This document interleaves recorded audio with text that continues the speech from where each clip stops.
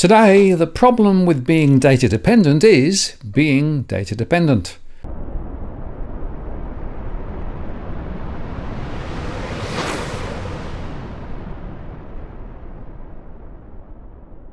Hello again, it's Martin North from Digital Finance Analytics. Welcome to this post covering finance and property news, and this is our weekly market update. Well, central bankers have been at pains to say that they're being data dependent in setting monetary policy, but the problem is now markets are chasing every new scrap of news and then trying to react ahead of the central bankers, creating an uncertainty monster. So an awful August actually gave way now to an uncertain September, because investors hope the data this month will confirm that the seemingly relentless rise in interest rates will end soon, meaning a respite for both stocks and bonds. But on the other hand, if things go the other way, it could go pear-shaped. And there, of course, are a few snags. The September area is chock full of risk events, including central bank meetings, a G20 summit, and make or break data, not to mention that it tends to be the worst month of the year for the S&P 500. So now that the Federal Reserve Jackson Hole confab is over, investors are strapping in for a potentially volatile month. The S&P 500 tends to post its worst monthly performance in September, with an average decline of 0.7% if you go back to data, well, as far as 1945. And there are plenty of catalysts for volatility. The September the 13th US inflation reading would likely have to support the narrative of cooling consumer prices and resilient growth that has boosted stocks for most of the year. And investors will also scrutinise the message from Federal Chair Jerome Powell after the central bank's September 20th meeting to determine the likelihood of another hike this year. Meanwhile, there's a risk of a fourth federal government shutdown in a decade if squabbling lawmakers cannot reach a deal by the September 30th deadline, when funding runs out with the end of the current fiscal year. And on the data front, US services sector activity is due next Wednesday. And interestingly, credit rating agency Moody's raised its 2023 US economic growth forecast on Friday, but cut its estimate next year for China, saying that while the risk of recession has fallen in the US, China's challenges are mounting. We've raised our growth forecast for the US to 1.9% in 23 from 1.1% in our May outlook, acknowledging the strong underlying economic momentum, Moody's said in the report. The firm, now the only big three agency to have top-notch AAA rating for the US following Fitch's downgrade last month, kept its 24 growth forecast at 1%, saying that high interest rates would act as a brake on the economy. We believe that it will be difficult for the Fed to achieve a sustainable fall in inflation to its 2% target if the current economic conditions persist, Moody's said. A few quarters of below-trend growth is required, in our view, to prevent overheating.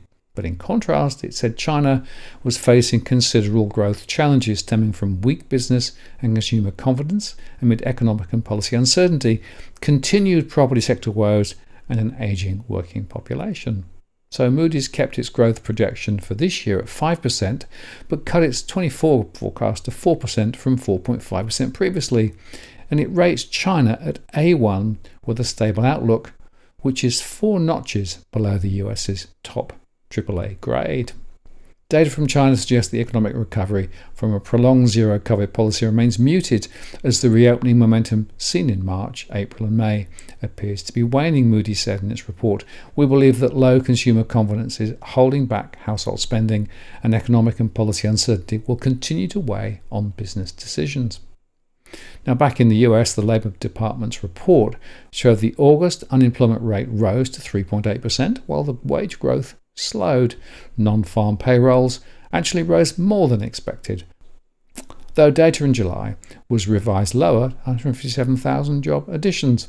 Payrolls came in higher than forecast at 187,000 from 157,000 in July, and jobs growth averaged 150,000 over the past 3 months. Average hourly earnings rose 0.2% versus 0.4% in July, and in the 12 months through to August, wages rose 4.3% after increasing 4.4% in July. The jobless rate rose to 3.8%. That's the highest level since February 2022, from 3.5% in July. And the labour force participation rate rose to 62.8%, the highest level since February 2020, and up from 62.6% in July. So the data added to recent macroeconomic evidence that the Federal Reserve is winning its battle against inflation, and it cemented expectations the central bank is near the end of its interest rate hiking cycle. The data makes the case for the Fed becoming more dovish as we head into the fall. If the end of tightening comes sooner than later, that could lead to a substantial rally in stocks, said Keith Buchanan, a portfolio manager at Global Investment in Atlanta. At a conference in Frankfurt, though, Federal Reserve Bank of Cleveland President Loretta Mester said the Fed wasn't ready to pivot. Although there has been some progress, inflation remains too high, she said. And interest rates futures suggest traders see a 93% chance the Fed will keep interest rates unchanged at its meeting later in the month. That's according to the FedWatch tool. So the S&P 500 climbed 0.18% to end at 4,515. The Nasdaq declined 0.2% to 14,031, while the Dow Jones Industrial Average rose 0.33% to 34,837. Of the 11 S&P 500 sectors, 6 rose, led by energy up 2.05%, followed by a 1.1% gain in materials. And for the week, the S&P 500 rose 2.5%, the Dow added 1.43%, and the Nasdaq climbed 3.25%. Looking at specific stocks, Walt Disney dropped 2.4%, and Charter Communications fell 3.6% after the companies traded salvos over an unresolved distribution agreement after several channels, including SPN, went dark on Thursday for customers of Charter's Spectrum cable service. Other streaming companies also fell, with Warner Bros. Discovery down 12%, Paramount Global losing 9.5%, and Fox Corp down nearly 6%. Broadcom fell 5.5% after the chip maker projected current quarter revenue below expectations, while Dell Technologies surged 21% after the personal computer maker raised its annual forecast for revenue and profit. But the most traded stock on the S&P 500 was Tesla, with $32.6 billion worth of shares exchanged during the session. The shares declined 5% after the EV maker cut prices for its Model S and Model X vehicles in the US. And the US stock market will remain closed on Monday for the Labor Day holiday. The 10-year bond was at 4.182, while the 2-year was at 4.876, off recent highs, but still elevated and still signalling higher for longer, and the recession inversion is still intact. Oil prices edged higher on Friday, registering strong weekly gains on optimism that the group of major crude producers will extend output cuts to the end of the year. Russian Deputy Prime Minister Alexander Novak said on Thursday that Moscow will reach a new deal with its peers in OPEC Plus to further cut supplies, and will outline more reductions in production next week. The reductions will likely add to ongoing supply cuts by Russia and Saudi Arabia, presenting a tighter supply outlook for the rest of the year. The US crude traded 2.89% higher at $68.02 a barrel, while the Brent contract climbed 2.49% to $88.91. Both contracts were up more than 4% this week, breaking a 2-week losing streak, with the US contract in particular benefiting from a substantially larger than expected draw in US inventories. Additionally, gold futures edged up 0.02% to $1,966 an ounce, while the Euro-US dollar traded down 0.6% to 1.0775. Over in Europe, August was a difficult month for European investors too, with the Pan-European Stock 600 index falling 2.6%, but European stocks posted the best week since mid-July, supported by gains from earlier in the week and helped by unexpectedly positive Chinese factory data. The DAX index in Germany traded 0.67% lower, the FTSE in London rose 0.34%, and the CAC 40 in France fell 0.27%. The Stoxx Europe 600 index was largely unchanged eventually at the close, pairing gains from earlier in the session, and energy stocks outperformed after Morgan Stanley double upgraded the sector, while autos were laggards after UBS Group cut ratings on Renault and Volkswagen. Sentiment has been somewhat subdued this week after data showed a drop in China's manufacturing activity for a fifth consecutive month. And meanwhile, year-end inflation stopped slowing in August, presenting European Central Bank officials with a quandary as they weigh whether price pressures are too persistent to risk a pause in interest rate hikes. European Central Bank President Christine Lagarde hinted at a pause in the central bank's rate hiking cycle later this month.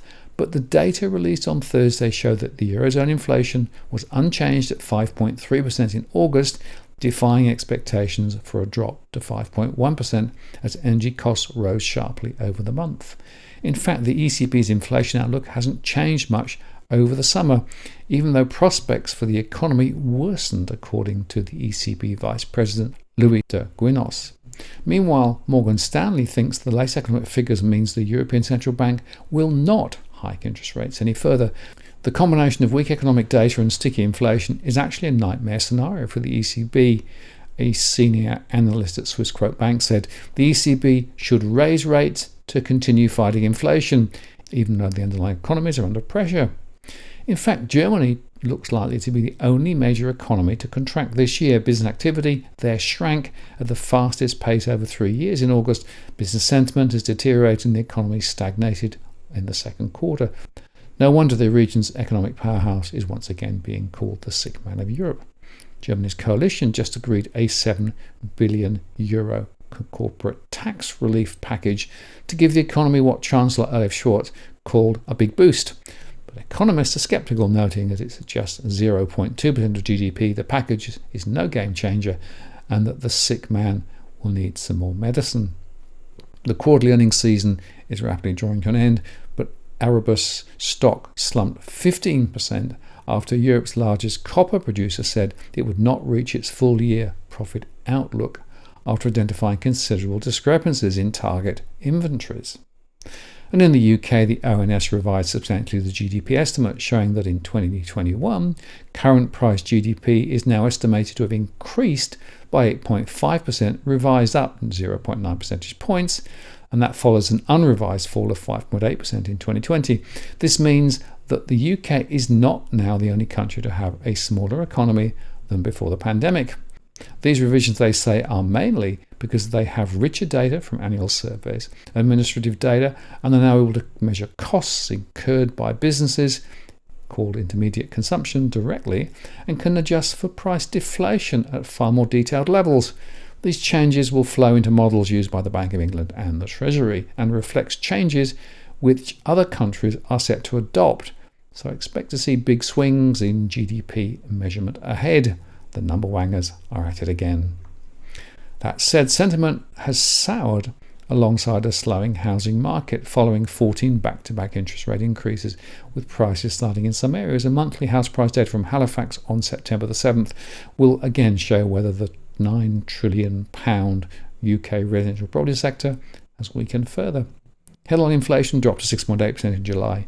Energy costs are set to fall from October, and wage growth is now positive in real terms. If that sends Brits flocking to the shops, it could strengthen the Bank of England's resolve to stay tough on inflation. Over in Asia, the new month has started with a more positive leaning, helped by a pleasant surprise from China. Chinese factory activity unexpectedly grew in August, according to a private survey, which was released on Friday, as manufacturers benefit from an uptick in new orders on improving local demand. The Caixin Manufacturing Purchases and Managers Index read 51 in August, much higher than the expectations, which was a reading of about 49.3, as well as last month's reading of 49.2. A reading above 50 indicates expansion, with the PMI reaching its highest level since February. Improving local demand and continued monetary stimulus measures by the Chinese government helped offset a slowing of overseas demand, which dented export-orientated businesses. New order intakes rose, while client spending also increased through the month on improving local demand. This also boosted employment and price pressures in the sector, Caixin Insight Group said in a statement. But they noted that the Chinese economy still remained under pressure, particularly given that worsening conditions in the country's largest export markets presented a bleak outlook for demand. Seasonal impacts will gradually subside, but the problem of insufficient internal demand and weak expectations may form a vicious cycle for a longer period of time. Combined with uncertainty in external demand, the downward pressure on the economy may continue to increase, they said. The data contrasts with the official PMI data that came out on Thursday, which showed that China's manufacturing sector shrank for a fifth straight month in August, albeit at a slower than expected pace. But the Caixin survey also differs from the official reading in that it focuses more on smaller private enterprises as opposed to bigger state-run enterprises which are surveyed by the official survey. This has helped spur some optimism that the sluggish post-COVID economic recovery in Asia's largest economy is gathering pace, although this must be tempered by the still difficult conditions in China's important property sector. In fact, China stepped up measures to boost the country's faltering economy on Friday, with top banks paving the way for further cuts in lending rates, and sources say that Beijing is planning further additional relaxing of home purchase restrictions.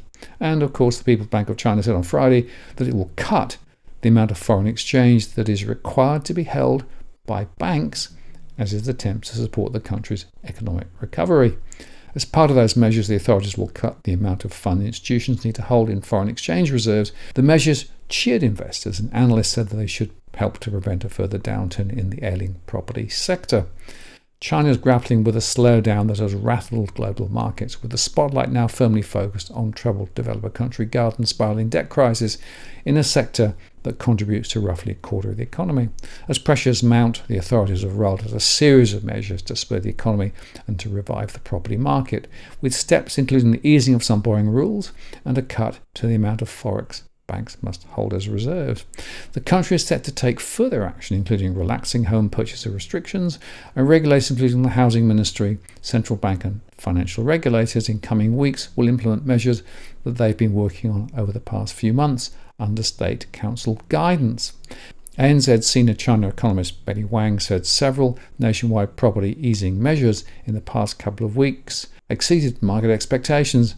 This is the first time since 2021 that China has announced a series of nationwide property easing measures that will help restore market confidence and prevent the sector from declining further. In the near term, however, market sentiment will be swayed by the outcome of the crucial investor confidence discussions at Country Garden. The central bank said on Friday it would cut the foreign exchange reserve requirements, the RRR, by 200 basis points to 4% from 6% from September the 15th, a move aimed at slowing the pace of yuan declines. The lenders lowering mortgage rates on Friday included Industrial and Commercial Bank of China, China Construction Bank and Agricultural Bank of China, which cut their deposit rates by between 5 and 25 basis points. Several mid-sized banks also announced that they will start cutting interest rates on a range of deposits by 10 to 25 basis points. The measures helped lift confidence in the market and battered property stocks rallied, with the China CSI 300 real estate index ending up 2.4%, while the blue chip CSI 300 index up 0.5%. Starting from 25th of September, first-time home buyers with mortgages can apply to their bank for a lower interest rate on their existing loans, they said on Thursday. And the deposit rate cuts are the third such cuts within a year, with a scale of cuts bigger than previous rounds in June and September last year. Low deposit rates will partially offset various pressures on banks narrowing net interest margins, a key gauge of profitability, said Nicholas Zhu, a banking analyst at Moody's. The impact of the deposit rate cut is material, given that close to 3/4 of Chinese banks' liabilities are deposits, Zhu said. And China's mortgage loans totaled 38.6 trillion yuan, or $5.29 trillion at the end of June. That's about 70% of banks' total loan books. And meanwhile, Beijing and Shanghai on Friday announced that they will allow home buyers to enjoy preferential loans, first-home purchases, regardless of their previous credit records. And to add to that, all of China's first-tier cities broadened the definition of first-home mortgages in a bid to boost buyer sentiment. But the Chinese economy is still expected to face sustained headwinds in the coming months, especially if a real estate crisis intensifies and if demand in its biggest markets dry up further. Anyway, the Shanghai Composite was up 0.43% to 3,133. The Hang Seng was at 18,383. And the Nikkei 225 in Japan was up 0.41% to 32,727. A drip feed of Chinese policy measures to support its ailing economy has pushed iron ore spot prices to their highest level since April, catching the market off guard amid a weaker outlook for Australia's largest trading partner. The spot price for the steelmaking ingredient jumped to $118.20 overnight on Thursday, compared to $103.45 a tonne just over 2 weeks ago. Meanwhile, in Singapore, iron ore futures for the September contract is trading at around $116 after falling to around $100 in mid-August. Analysts don't think the latest policy measures, though, will be enough to maintain the rally seen in iron ore prices. ANZ senior economy analyst Daniel Haynes said the latest support measures were a drip feed that's had a slightly better impact on the price than forecasters could have anticipated. He described the move as a short-term rally, and it was sentiment driven by policy measures that were yet to evolve into any sizable pickup in demand at the moment. I do suspect the rally is susceptible to a bit of a sell-off if we don't see any follow-through evidence that China's economy is improving, he said. Westpac's head of commodity research, Robert Rennie, also reckoned the spike in the iron ore price was a short-term reaction to the roll-out of incremental measures, which were more to prevent the downturn spiral in sentiment from continuing. I don't think the policies are really going to be enough to see a huge imbalance in terms of fueling confidence and activity within construction, and I'm not convinced that's what the Chinese authorities want to do, he added. Now in Australia, the share market dipped on Friday as China's efforts to shore up its stalling economy failed to reverse a negative mood, but the benchmark index ended the week 2.3% higher after 2 weeks of losses. The ASX 200 was up 0.4% to 7,278 at the closing bell, with healthcare and utilities leading losses, pairing its weekly gain. The All Ords also eased 0.4%. Fortescue Metals dropped 5.3% to $20.30 following the departure of Guy Debelle from Fortescue Futures Industries, the third high-profile exit in a week, while iron ore rival Rio Tinto recovered earlier losses to be up 1.2% at $114.23 on Friday. BHP Group slipped 0.3% to $44.74. Hugh Dive, Chief Investment Officer at ICE Fund Management, is negative on iron ore related stocks because he's doubtful that China's expected stimulus will involve Australian steel. China won't come to the rescue of Australia, he said. Of the ASX top 25 stocks, the only companies that cut dividends in the earnings season was Fortescue, Rio and BHP, and that's a sign that their boards are very concerned with the future. Elsewhere, Qantas came under renewed pressure to finish down 1.5% at $5.82, extending its weekly loss to 6.9% after the competition regulator this week alleged that the airline breached consumer law. Financial technology stock Link Administration rose 1.9% to $1.36 after completing the sale of its banking and credit management unit. All major banks ended in the red, with National Australia Bank down 0.2% to 28.90, Commonwealth Bank off 0.8% to 101.35, and Westpac was off 0.7% to 21.79, while ANZ dropped 0.6% to 25.17. On a brighter note, Santos rallied 1.8% to $7.81 after finalising delayed sale of a 2.6% stake in its liquefied natural gas project to Papua New Guinea's Kumul Petroleum in a deal that's worth about 2.2 billion Aussie dollars. Stronger coal prices lifted Whitehaven coal shares up 3.9% to $6.33, and New Hope was 3% higher at $5.80. Likewise, a higher oil price pushed Woodside up 1.6% to $37.60. And wagering operator PointsBet jumped 3.7% to $1.68 following the $1.75 million sale of its US business to Fantic in a $225 million deal. PointsBet will return $314.5 million in capital on Monday. And the Aussie was at 64.50 against the US dollar and 51.25 against the UK pound. Now on Tuesday, the Reserve Bank of Australia is going to meet again, and many people think they will hold rates as Governor Philip Lowe prepares to pass the baton to Deputy Michelle Bullock. A sharp cooling of inflation hints at an easier road for Bullock after Lowe's controversy-filled legacy of painful backtrack and abrupt shifts that cost him a second term. Rates are at an 11-year high of 4.1% after 400 basis points of tightening since May 2022. Traders expect this to be the peak after inflation unexpectedly eased to a 17-month trough below 5% in July. But it won't all be plain sailing because economic risks in top trade partner China are ramping up right as things at home look a little rosier, and there was a lot of number wanging going on with that inflation number, as I discussed earlier in the week. Now here's NAB's view. RBA Governor Lowe's final board meeting is widely expected to come and go without incident. The data flow since August, when the board saw a credible path back to the inflation target with the cash rate staying at its current level, shouldn't force a reassessment, and if anything, it's been somewhat encouraging on balance. Nonetheless, the guidance that some further tightening of monetary policy may be required is likely to remain, and we think risks remain that the inflation data over the next couple of months could see the RBA act on a tightening basis. And Lowe will give a final speech, some closing remarks at the Annika Foundation in Sydney on Thursday. And finally, the bullish momentum that propelled Bitcoin to a 56.4% year-to-date gain has all but vanished as the Bitcoin price lost 13% to close out the month of August. Bitcoin's price seemingly had bullish momentum after the grayscale court victory against the United States Securities and Exchange Commission, but those gains have evaporated. The short-term uncertainty of the crypto market, however, does not necessarily appear to have changed institutional investors' long-term outlook. Despite a hostile US regulatory environment, large institutions are pushing for Bitcoin financial instruments, which may spark a bull run.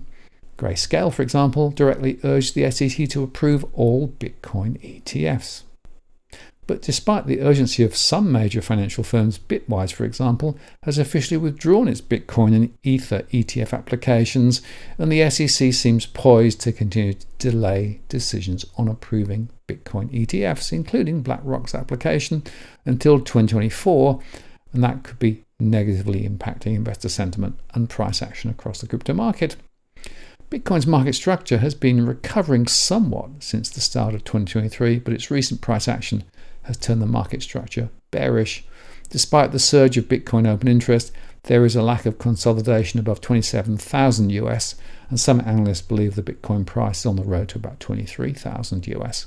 It was last at 25,798.